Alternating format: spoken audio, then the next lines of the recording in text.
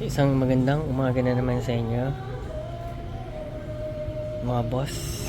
So today, magpapalit tayo ng thermostat. Kasi bakit nga ba, isang dahilan kung bakit nga ba nagwa-warning or na-overheat ang ating engine is because baka palyado ng ating thermostat, sirado, hindi na siya gumagana, hindi na siya nag-open. So saan nga ba nakalagay ang thermostat? Yan siya located. Yan, house na yan, yan, may housing dyan, tapos andyan sa loob yung thermostat. So ang gagawin natin, i-drain natin muna itong coolant. So saan ba nakalocate? Saan located yung drain plug niya? Ayan, itong dilaw na to. Ayan, sa ilalim nitong fan, cooling fan. Okay, so ayan siya, siya na malabo. So yun siya in yellow, yung dilaw na yun, doon siya located. So tatanggalin muna natin yun para ma-drain. Ayan, pagkatanggal natin ng drain plug, nakikita nyo na maawas na yung coolant. So dyan siya sa ilalim. Yun.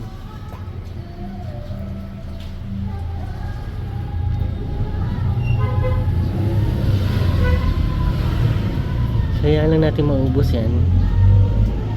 Pagkatapos mamaya tatakpan ko na lang tong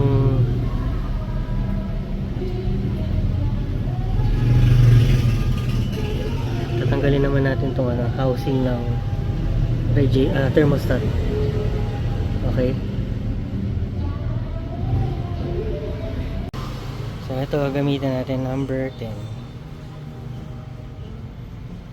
Tapos tanggalin muna natin yung pin, yung lock no hose. Ayan, tanggalin muna natin using long nose or pliers. So ayun na mga boss. Ayan, tinanggal ko na. Mahirap lang kasi mag-camera kapag tanggalin nyo ito dalawang kamay. So hindi kasi makikita kung tripod yung gagamit. So yun na, tapos ito na ngayon natatanggalin natin yung screw na ito using 10. Ito natanggalin natin yung housing ng thermostat.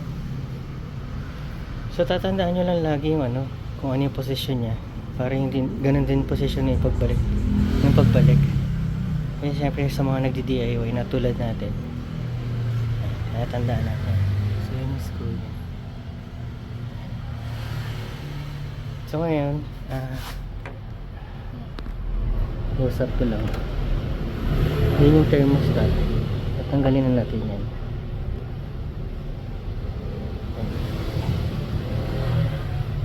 So ito na mga boss, yung ating thermostat valve.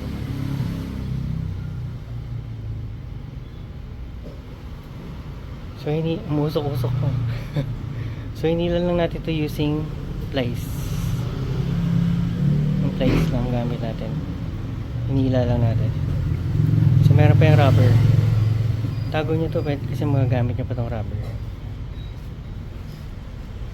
Ayun mga boss, ito na yung bago kong thermostat valve.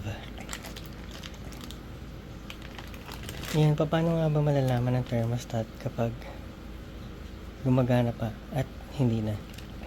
So gagawin natin yan. So ito, magpapakulo tayo ng tubig.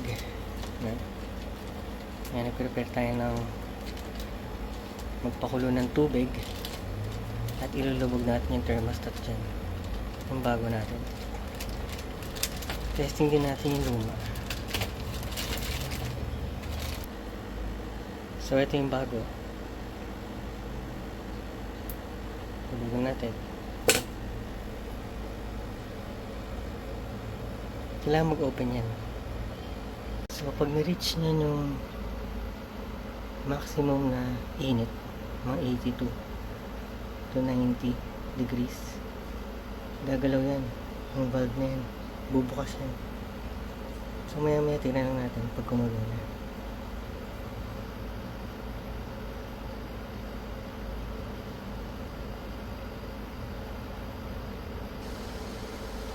So ayan, malapit na kumulo.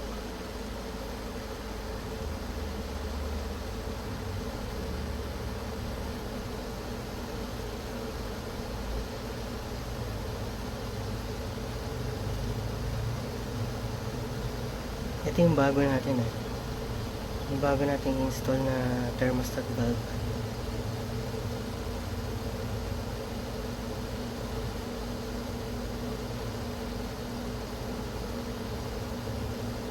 So yung nakikita niya, bumubukas na siya, diba? Sirado yan kanina. So yan, bumubukas na siya.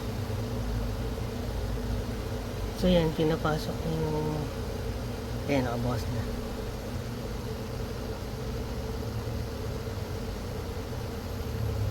Siyempre magpapasok siya ng coolant sa loob kapag medyo umiinit na para palamigin ulit yung ating makina. Ako boss, hindi ako eksperto, DIY lang din ako. So yan na siya, bumukas na. Ayan, pinatay na natin. Magsisirado yan kapag tinanggal natin. Ito naman yung original niya, yung luma. So tingnan natin.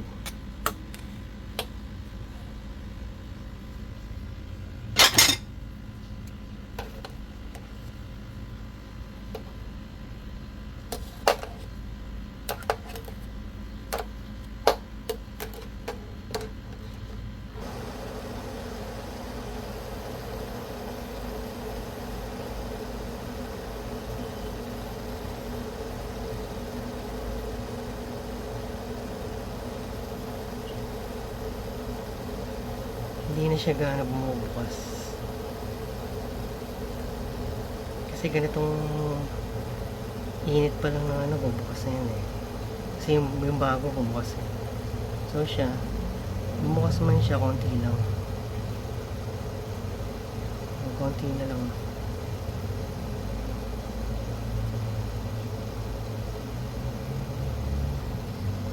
Hindi na katulad ng bago.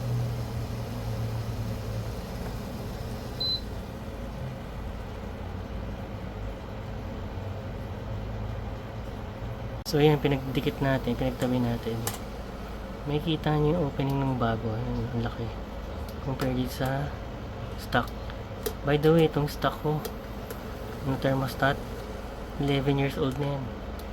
Simulat nung brand new nung yung sasakyan natin. Simulat brand new yung Vios, hindi ko pa napalitan ngayon pa lang. So 11 years na siya din. Ayan, ang laki. Compare dito. So kaya nag-overheat ang ating engine. Nagsisignal ng overheating. Pala mga boss, drenane ko na rin to. Dito ko lang siya drenane. So pinagapan ko lang yan dun sa ilalim. Tinanggal ko yan kanina. Tapos pinagapan ko sa ilalim. Hanggang sa maubos lang yung laman. So yan. Ngayon, ibabalik na natin yung bago nating thermostat valve. Sa pagbalik naman ng thermostat valve, dapat ito yung nasa taas. Yan. Ito. Kita nyo, yan. Yung bilog na yan. Kailangan nakataas yung ganyan.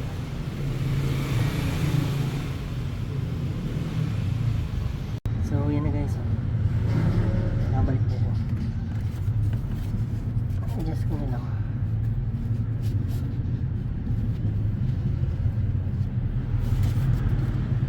So, nakabalik na siya. At ibabalik na rin natin yung housing tsaka hose. So, ikakabit na natin.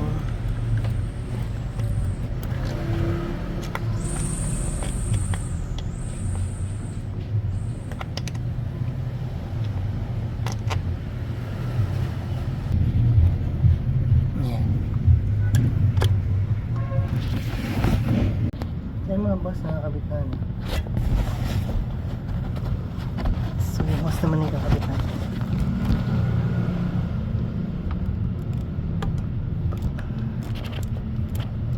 laging tandaan lang kailangan ko lang leak yan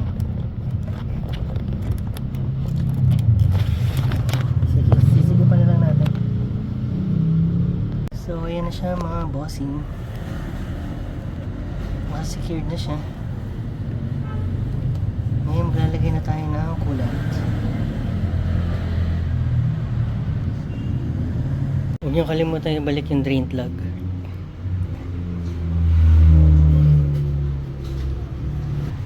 So ito dun ulit sa ilalim ng fan. Yung radiator fan. Sa ilalim na siya nandun.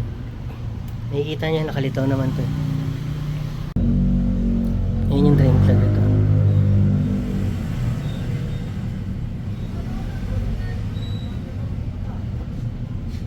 Huwag kalimutan ibalik yan bago kayo maglagay ng coolant.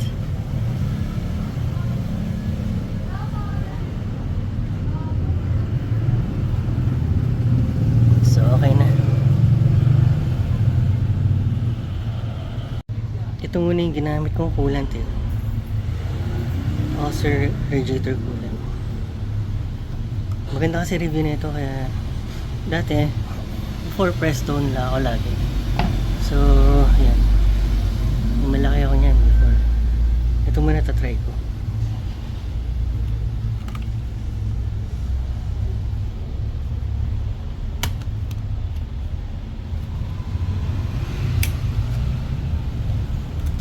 Ito 5 liters to. Siguro mga kailangan natin dito mga 4 liters eh. 3 liters or 4 mga ganun. Kulay green siya.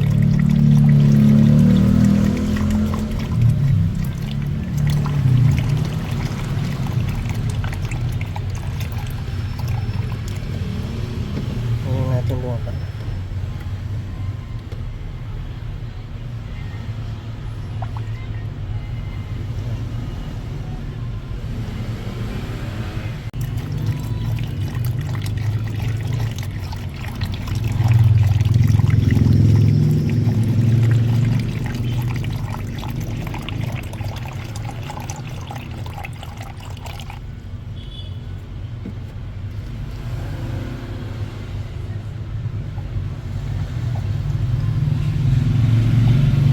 So yun guys, napuno na siya kanina.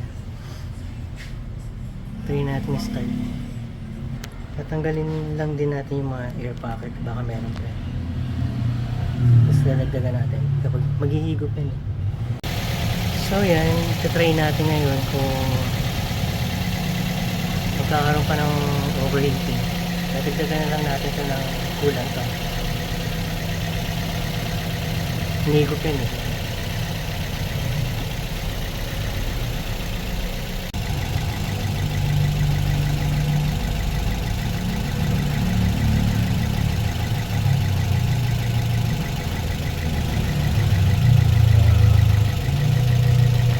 Natin ng air pockets. Pwede nyo pisil-pisilin din dito yan.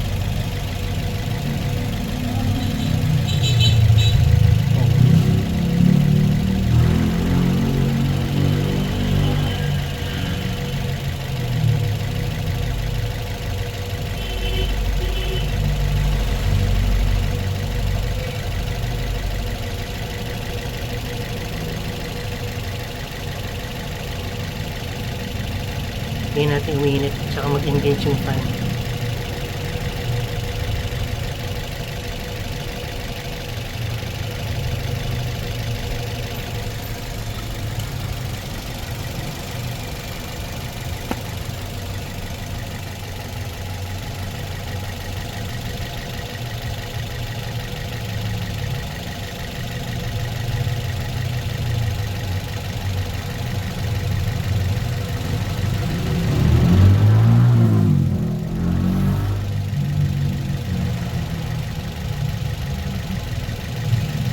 Para mas mapadali nyo mapainit yung makina, pwede nyo rev mga 3,000 RPM.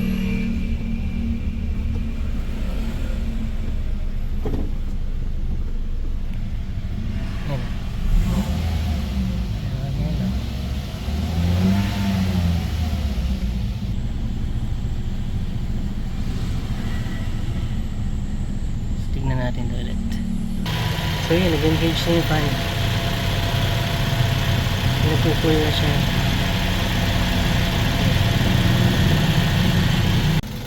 So So guys, tapos ko nang gawin yung thermostat valve. So ayun, nagpalit na rin pala ako ng radiator cap. Kasi yung pinalitan ko yun, ito umapaw. Umapaw siya nung tinest ko na eh. Hindi ko na na-video. So yun, sira na rin pala yung radiator cap ko. So kapag ito kasi umapaw, bumabalik dyan yung ano, hindi na, yung agos na ng agos to, sabihin hindi na nagko-close to. Kasi ini-stop niya eh, para mag-circulate ulit. So ngayon, sira na rin pala, kaya pinalitan ko to. Ngayon okay na siya. So kanina pa siya naka-on. Mainit na yan. So okay na lahat. So yun lang guys, hindi, check nyo rin lahat yung mga cause ng kung bakit overheat. Yan, yung thermostat valve palitan nyo if ever, baka hindi nagpa-function. Kapag nag-overflow to, possible ito. So ngayon, ito nag-overflow kahapon, and then pinalitan ko na siya ngayon ng bago, so hindi na siya nag-overflow.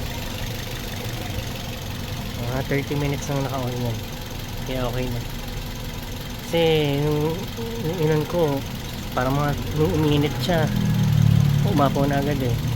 Ngayon kanina pa naka-start to, so may time engine yan, may kasi hindi na siya nag-overflow, and then gumagana na rin yung aircon ng maayos.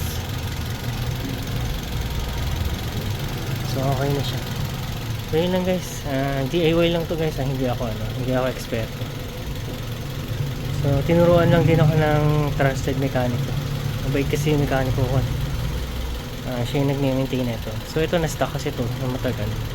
And then ang ginamit ko lately, kagano na, nasira na yung thermostat valve. And then nasira na rin pala to, so radiator cap. So kaya siya madumi kasi nakastock lang siya. Hindi ko pa napapalinis. So ngayon, after neto na testing, papalinis ko na to.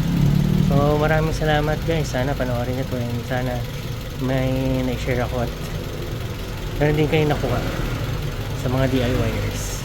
Maraming salamat.